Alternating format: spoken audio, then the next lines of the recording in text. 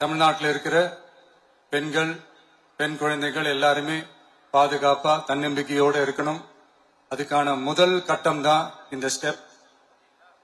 இது மனசுக்கு ஒரு மன நிறைவை கொடுத்தாலும் அதே நேரத்துல பெண்களை பத்தின சில செய்திகள்லாம் கேட்கும் போது உண்மையிலேயே மனசு பதறுது, கண்ணு கலங்குது, அதை கண்ட்ரோல் பண்ணவே முடியல.